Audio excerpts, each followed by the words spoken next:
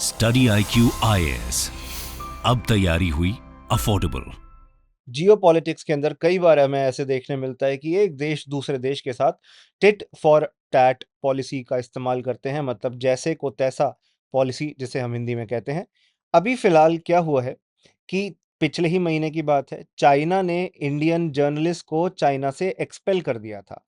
अब बदला लेते हुए इंडिया ने चाइनीज जर्नलिस्ट को, रिपोर्टर्स को इंडिया से जाने की परमिशन दे दी है, एक्सपेल कर दिया है। और वो भी कैसे? उनके वीजा को अप्रूव ना करते हुए, उनके वीजा को एक्सटेंड ना करते हुए।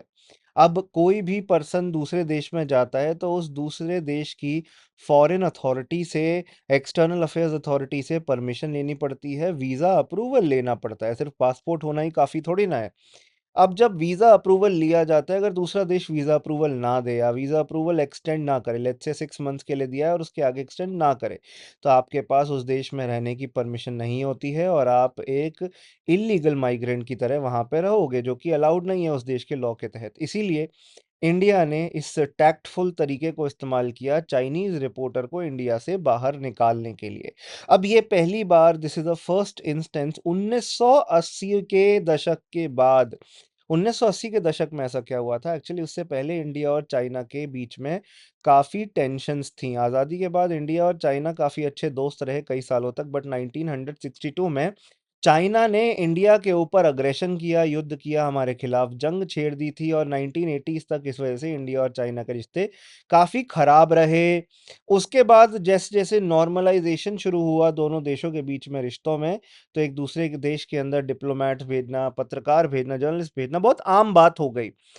तब से लेकर अब तक ये बहुत बड़ा डेवलपमेंट है कि इंडिया ने चाइनीज़ रिपोर्टर्स को इंडिया से जाने के लिए परमिशन दे दी हो और एक्सपेल कर दिया हो। It's a very big development since then, क्योंकि रिश्ते एक तरीके से सुधरने लगे थे, आज वो फिर से डिक्लाइन की ओर जा रहे हैं। और ख़ास तौर पे जब से चाइना के साथ इंडिया के border crisis, border disputes and border conflicts चल रहे हैं, चाहे गलवान का हो गया, चाहे तवांग का हो गया, कई जगहों पे, चाहे डोकला या डोकलाम का हो गया, अलग-अलग जगहों पे बॉर्डर क्राइसिस, बॉर्डर इश्यूज़ की वजह से इंडिया और चाइना के रिश्ते काफ़ी ख़राब होते जा रहे हैं और चाइना पाकिस्तान को अपने नेचुरल एलाई की तरह चूज़ कर रहा है, ना कि इंडिया को।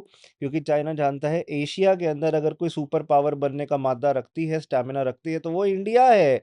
And it can actually take away the growth and development which China was witnessing.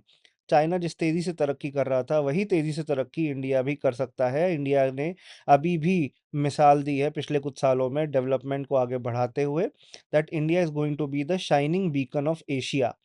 चलिए, तो बेसिकली मैं जो बताना चाह रहा हूँ, चाइना ने बोल दिया इंडियन जर्नलिस्ट को, पिछले महीने की बात है कि चाइना की अथॉरिटीज़ ने 4 में से 3 इंडियन जर्नलिस्ट को निकाल दिया था, जिसमें से अभी सिर्फ 1 इंडियन जर्नलिस्ट चाइना में बचा है और सेम चीज़ अब इंडिया ने करी है। तो ये रिएक्शन है एक्शन का, बिकॉज़ आपको न्यूटन का लॉ तो याद होगा, हर एक्शन का एक अपोजिट रिएक्शन तो होता ही है। तो ये एग्जैक्टली वही है एंड इसका रिटेलिएशन और आगे कर सकती है।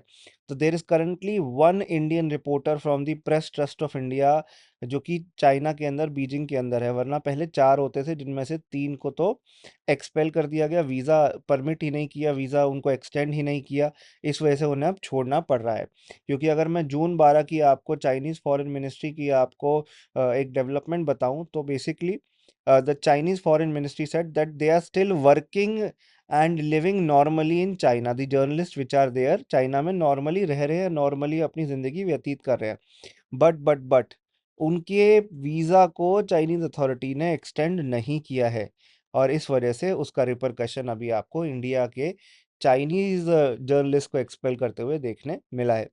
अगर मैं आपको चाइना के मिनिस्ट्री ऑफ एक्सटर्नल अफेयर्स या फॉरेन मिनिस्ट्री के स्पोक्स पर्सन वैंग वेनबिन ने क्या कहा, मैं बताऊं, तो he said that as a result the number of Chinese journalist stationed in India has plummeted from 14 to just 1। ये पिछले महीने कहा था और अब वो 14 में से जो एक जर्नलिस्ट बचे थे, उस एक जर्नलिस्ट को भी इंडिया के द्वारा एक्सपेल कर दिया गया, क्योंकि दोनों देशों के रिश्ते काफ़ी समय से खराब हो रहे हैं, काफ़ी समय से बहुत डर्थ में जा रहे हैं। इस वजह से इसको, डेवलपमेंट को आप देख रहे होते हुए आगे चलते हैं। अप्रैल महीने की बात ही मैंने आपको बताई that China froze the visa of 2 of the Indian correspondents journalist. 2 पत्रकार के वीज़ा आपके अप्रैल मंथ के अंदर चाइना ने स्टॉप किए थे, उसको एक्सटेंड नहीं किया।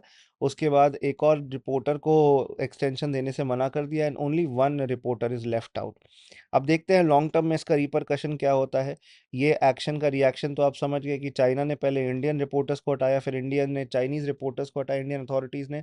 मिनिस्ट्री ऑफ एक्सटर्नल अफेयर्स की तरफ से अभी कोई ऑफिशियल कमेंट नहीं आया है, बट हाँ, मिनिस्ट्री ऑफ एक्सटर्नल अफेयर्स के स्पोक्स पर्सन अरिंदम बागची के द्वारा कहना है that all foreign journalist including Chinese journalist have been pursuing journalistic activities in India without any limitations or difficulties in reporting or doing media coverage कि बिना किसी पाबंदी के, बिना किसी प्रॉब्लम के, बिना किसी समस्या के हर विदेश के पत्रकार, चाहे वो चाइना के ही क्यों ना हो, इंडिया में काम कर रहे हैं विदाउट एनी प्रॉब्लम्स। हम किसी के लिए प्रॉब्लम थोड़ी ना बन रहे हैं।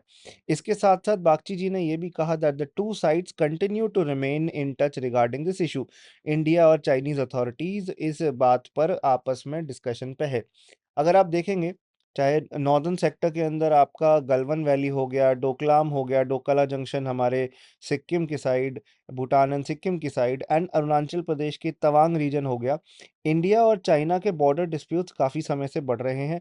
और अभी रिसेंटली 3 साल भी पूरे हुए हैं, गलवन क्लैश के 3 साल की एनिवर्सरी थी, जहाँ पर इंडियन और चाइनीज़ सोल्जर्स शहीद हुए थे गलवन क्लैश के अंदर। तो इंडिया और चाइना के रिलेशनशिप अभी बहुत लो लेवल पर हैं, जो कि साफ दिख रहा है इस नए डेवलपमेंट की वजह से, इस नए इम्पैक्ट की वजह से। आशा करते हैं कि ये फ्यूचर में सुधरें और दोनों देशों के बीच में शांति स्थापित हो, बिकॉज वॉर से किसी भी देश या कि कोई भी ऐसी कोल्ड वॉर से किसी भी देश का कोई बेनिफिट नहीं होगा।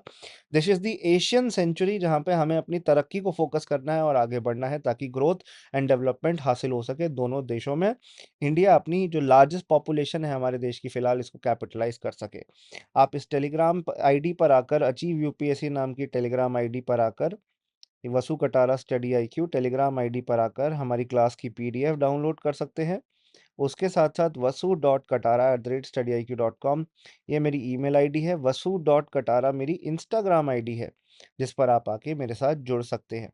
आप मुझे मैसेज कर सकते हैं। अगर आप यूपीएससी की प्रिपरेशन कर रहे हैं तो लाइव क्लासेस, उनके रिकॉर्डिंग्स, रिकॉर्डेड लेक्चर्स, बुक्स आपको मिलेंगी हमारे स्टडी आईक्यू के कोर्सेज में। 30 जून को हमारे एडमिशन्स क्लोज हो रहे हैं शाम 6 बजे। 30 जून को एडमिशन्स क्लोज हो रहे हैं शाम 6 बजे। क्लासेस चलती हैं आपकी 2.5 से 3 घंटे की डेली। आपको बुक्स हम बेस्ट क्वालिटी की स्टडी आईक्यू के कंटेंट के तौर पे देते हैं। लाइव क्लासेस तो होंगी, रिकॉर्डेड लेक्चर अगर आप कॉलेज जाते हो, जॉब करते हो, prelims test series, mains test series, ये सब आपको मिलेगा। English batches and Hindi batches, ये तीनों अवेलेबल है 29,000 और 999 के प्राइस पॉइंट पर।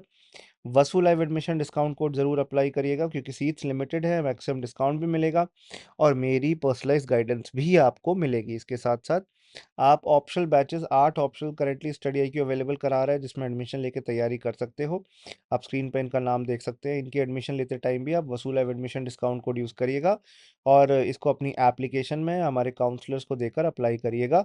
हमारे काउंसलर, एकेडमिक काउंसलर जो आपसे बात करते हैं, उनको आप बता दीजिए कि आप Vasu live admission discount code use करना चाहते हैं, वो आपको मैक्सिमम डिस्काउंट प्रोवाइड कर देंगे। 2024-2025 के बैचों के लिए भी ये एप्लीकेबल रहेगा और एनसीईआरटी बैचेस के लिए भी ये एप्लीकेबल रहेगा। 6 टू 12 क्लास की एनसीईआरटीज़ भी हम अलग से सेपरेट बैच के थ्रू प्रोवाइड करते हैं। तो इस सेशन को देखने के लिए आपका बहुत बहुत धन्यवाद। जय हिंद, जय भारत, आपका शुक्रिया। स्टडी IQ IAS, अब तैयारी हुई अफोर्डेबल।